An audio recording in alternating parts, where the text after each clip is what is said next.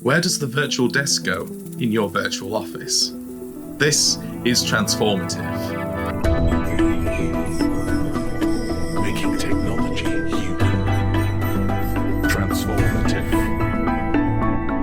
The productivity revolution.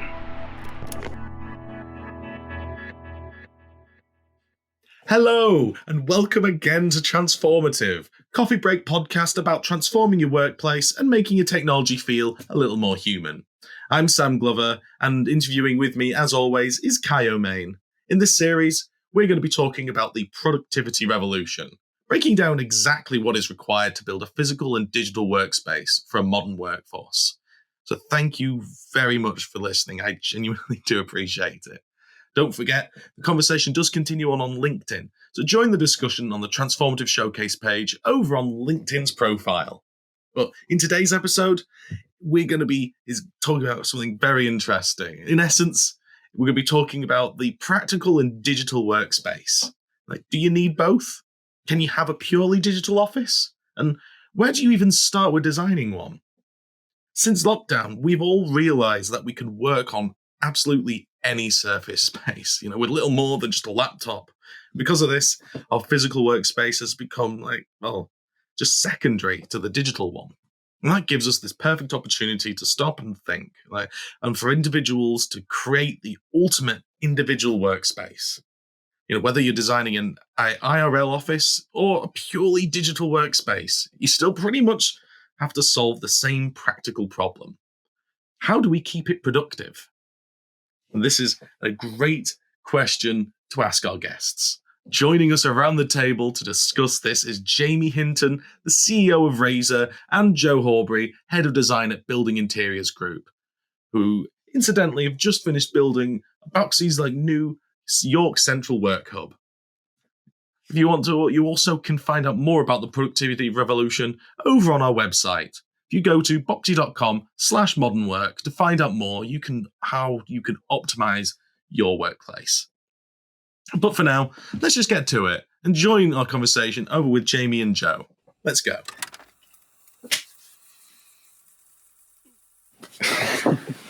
Yeah, so where does the virtual desk go in your virtual office?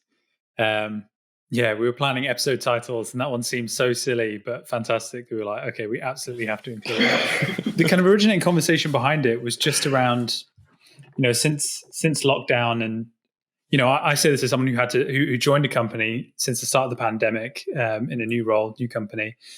So I've had time to kind of reflect on what the experience of work has been like over the past 12 months. And what I've realized is that kind of any spare space you've got in your house or on a counter can become your office, because the physical environment around you, at least for now, has become a little bit secondary, until we get back into the offices. So with us having a kind of a digital first workspace where everything's quite customizable and, you can change programs to look how you want and respond how you want, kind of kickstarting this topic, I just wondered, how do you create a virtual workspace that helps people work at their best? And I think to kick this off, I just wanted to point that towards Jamie, just because I know a lot of the work you do in Razor is involved with UI and creating experiences that help people work effectively and help people understand the platform. So yeah, kind of aimed at you in the first instance, how you create a virtual or digital workspace that helps people work at their best. So are you meaning literally virtual, or as in within the context of applications, interactions, all that sort of stuff? I had meant digital, but I would be so open to that conversation going in whichever direction you wanted to. But it's really interesting. Yeah. You said virtual desk. I actually, first of all, thought around the physical side, because I can literally pop my laptop down anywhere now and I want to work. But I've got the limitations of I don't have enough screens, because I'm used to having 4 screens. And that made me then think around the hardware, around, you've probably seen these projected keyboards and extra storage. You can just use your tablet. What's coming? What's the new technology that actually then mutates your screen over there, but maybe something that's physical? What's coming? That to me was like, That could Going be into quite Minority interesting. Report here. This Exactly, is great. Yeah. But that's becoming like when you watch things like Endgame and you watch Tony Stark do stuff, and he's like, "Oh yeah, I've just invented time travel," But these things, these future things, this is where the future's going. But if we look at sci-fi, that's where. Or if you look at old sci-fi, we now have it. It's a reality. And what's really interesting is in China, sci-fi was banned. You couldn't watch any sci-fi. There was no such thing. They had a real problem with innovation. They didn't have any. That is fascinating. And they brought it back. And years ago, they did lots of research and they found that it's because they weren't inspired by the sci-fi and all of this crazy futuristic thinking. They took the ban off it. And guess what happened? Boom. The innovation and the creativity and everything just went absolutely nuts. And I think when you look at it like that, you think, what are you stopping? What's going to happen? So for me, I'd look at those sci-fi. Why is it not like that?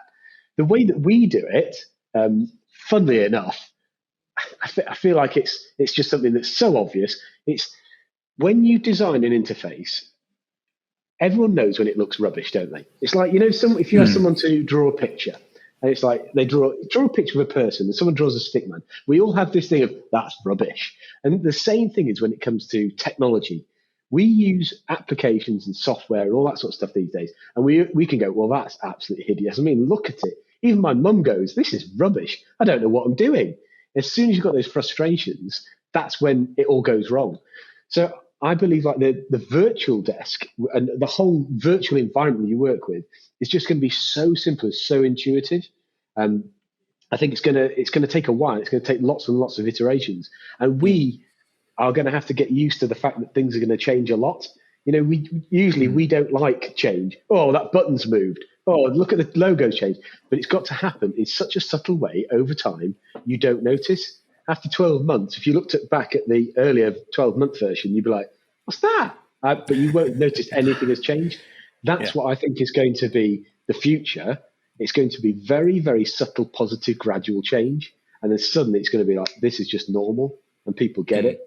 There won't be big bangs. There won't be huge infrastructure changes. There won't be, now we're just moving to this application.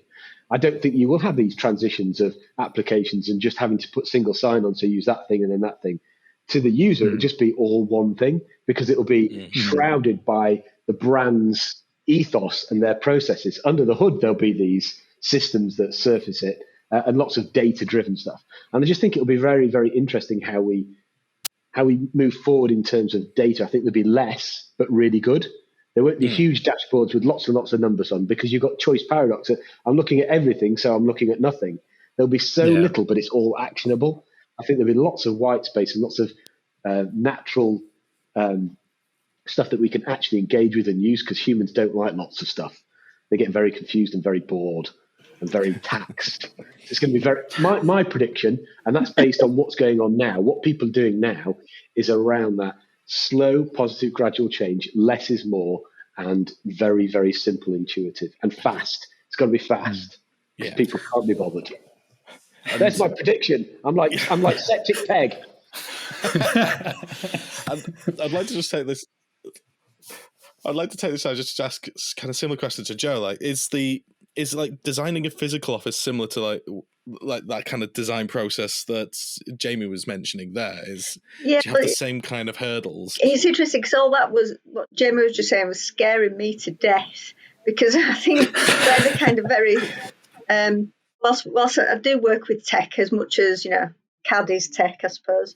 Ours is a much more touchy-feely kind of industry. We've got a whole room full of samples that we'll go in and we'll pull out and see what goes together and blah blah blah. So the thought of doing everything on tech scares me to death, to be honest, because it's so far away from what we do. Which is part of the reason why I just couldn't manage to work at home. It was just too difficult to pull things together just on a screen. It's just, it didn't work for me. I mean, I think because we design physical offices, it is very much about the tactile and the environment you're creating. Tech sits alongside that, definitely, and the better the tech that's in an office that makes it better for people to work on, fantastic. So I see it as two things should sit side by side, but I don't think you have. My personal view, you can't have one without the other. I think I can't imagine we'll ever be without physical. Yeah. So yeah, a virtual desk doesn't quite do it for me at the moment, but that's just because of, and that's maybe a point that it depends on what your job is, what role you do, what your day-to-day activities are, doesn't it? I was just going to say, I do think you're absolutely right. And I think the pandemic, certainly for me, has shown that to be true. I think if you'd have asked me 12 months ago, when we just started working from home, and it was still a novelty for sure, whether I'd be kind of clamoring to get back into an office in 12 months' time, I'd be like, absolutely not. No, I can't wait. I'm going to buy a dog, and we're going to get pets, and we're going to have this wonderful home environment. And it's going to be this fantastic space where I'm just going to enjoy working from anywhere in my home that I want. But we fast forward to March 2021, and I admire everything that tech allows me to do and the ways it allows us to collaborate. Sam and I have been able to work together in a kind of virtual creative space to pull together this podcast, for example, which is something that I wouldn't have thought to have done in the way that we'd done it before. But I cannot wait to get back into boxxe's new office. So I do think I totally agree. I feel like there needs to be that balance. Yeah, because interesting fact. Good, keeps me in a job. Since Kai's joined, I've never actually met him. Never met him in person. So it's just kind of, which just blows my mind a little bit. That like Kai's someone I've met only virtually. Currently, he's like, I'm not sure what he'll look like without the pixels. He'll be 6'7" and massive. That's what I found out. Absolutely. Do you know what's really interesting, Jeff? You mentioned the word fear. You feared it. I notice this a lot. The pandemic has forced people to do something they feared because they had no choice. And then it turned out it wasn't that bad. False evidence appearing real. Yeah. And when you think about technology in the physical space, what about fabric technology? What about infusing fabrics with different, they're putting QR codes and all sorts of things into fabrics. What about infused lighting into the design? Technology is coming in every single thing we touch and do these days. Sports fabrics, seats, it's relentless. And I think what I want to encourage people to do is not fear change, not fear the difference. Actually, when I hear the word fear, you have that tingling pain in your chest going, oh, this is a bit hard. That's to me saying I'm going in the right direction because I'm going against the grain maybe, or I'm pushing myself to something I've never done before. And I think that's where a lot of people there's this article, I think, in the BBC, where we're going to have this huge technology shortfall. Kids aren't being taught the right thing. No one wants to do robotics. And to me, there's this huge fear that kids don't want to get it wrong. Come on, we've got to get it wrong. There's no harm, especially in the digital space. It's not like cutting a bit of wood. Now I can't cut it again. It's okay. And I just want to encourage people to go forth into their fear, go forth into the good night and actually take it on, head on. It's good. It's a good thing. I don't disagree. I mean, one of the interesting things that whilst we were going through the design process at boxxe, we actually came across a couple of new tech innovations that we'd not come across before. One of which was, it didn't end up getting passed in the end, but it was a cloaking film to go on the glazing so that it was completely clear from the outside. But you just couldn't see anything that was on an electronic screen inside. Phenomenal. I mean, it was like fairy dust. It was magical. So I think yes, there's some great tech out there that we can incorporate into the interiors. Definitely. I'm quite curious, Jamie. So I can see, obviously, we've got webcams on, so we can all see the environment we're working in. It looks like you're in the Razor office. I wonder if the pandemic had changed the way that your team was kind of working, and if people were kind of clamoring to come back into the office as soon as possible, or if they've been relying more and more on technology to kind of bridge gaps and had adapted that way. But yeah, how the pandemic has changed work for your company. It's a really interesting one. Right at the beginning, everyone just worked from home, and it wasn't a problem to us because, we've got everything in place. Everyone uses high spec laptops. Everyone loves what they're doing, so they usually have a space at home to do it in anyway. Not everyone, but there's quite a majority of people that did. And it didn't really affect us to start with. However, what is hard is when you are initially communicating people and meeting people, it's a lot harder to get rapport. Now, when I say rapport, this is just within the community of the people working on projects. You've got to build rapport, especially when you're bringing new people in or you're speaking to new customers or anything else. And when I mean rapport, if I started to do this, you might start copying me. You wouldn't even notice you did it. You might sit in the same way. You might say the same. There's so many different things, but you can't always get that across with a video call. Now, that does restrict the community bonding within a team. And that's where you get synergy. That's where you get real effective delivery of ideas or pace of delivery of anything you're doing. So that is a big detractor. I can't just walk past and go, "Oh, are you all right?" Or "What are you working on?" We were talking about the whole, those collaborative innovation bits. There have been moments where people have gone, we need to get together. We need to get, and it's all like, well, it's not safe, so we can't. Or if it has been safe, we've made it happen. Everyone get a hazmat suit. And there's nothing so magical as the team getting together for those couple of days. And they've smashed out what they would have done in 10 days in 2, just because they're physically together and they've got all of those other elements of communication. Technology does one thing, but it can't fix everything. Just cannot fix everything. Absolutely. In that case, I'm very much looking forward to seeing what we can achieve boxxe side once we get into the lovely office that you built for us, Joe. I hope so. Can't wait to see everybody's reaction. It needs people in now. It's a nice space, but it just needs people in it. Absolutely. It feels a bit like a ghost town without people, and that's rather sad.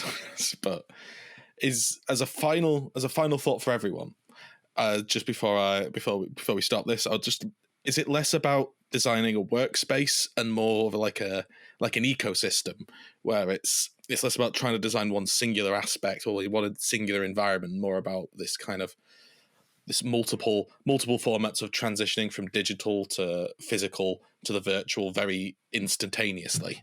And I'll go to Joe first on that one. I suppose in an ideal world, I think one thing that I've learned over the last however many years we've been doing this is there's no one size fits all. We can, we know what works best, as in giving the right sort of spaces to people to make them work at their optimum. But there's so many more levels to it. The culture from the management down to how whatever sort of company.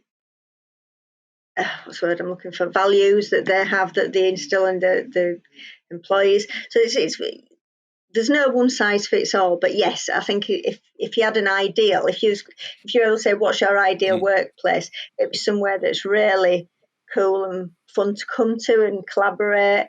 But you've got that back into the tech backing or whatever you need to be able to work remotely, and that might be a Starbucks around the corner, or from your bedroom. So I think ideally a bit of everything. For me, it's all about an experience. So the whole thing is an experience. The initial digital touch point, or whatever that first touch point is, through the whole experience of being in a building and a community. And for me, we have a principle of it's got to be modular because it's got to accept change. What I can guarantee about the future, it's going to be different.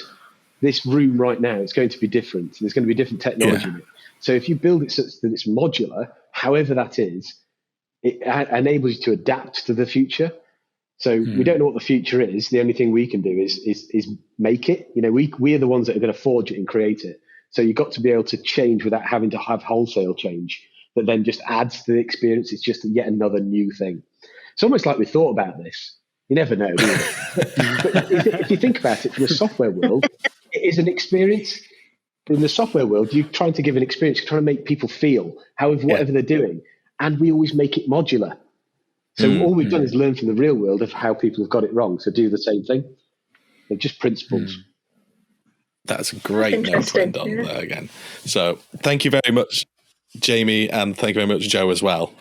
Yes. Thank you very much. So that's all for today, and thank you so much to Jamie and Jo, and for you for joining us on the pod. We'll rejoin them later in a future episode when we ask them, is there a future for the physical workplace?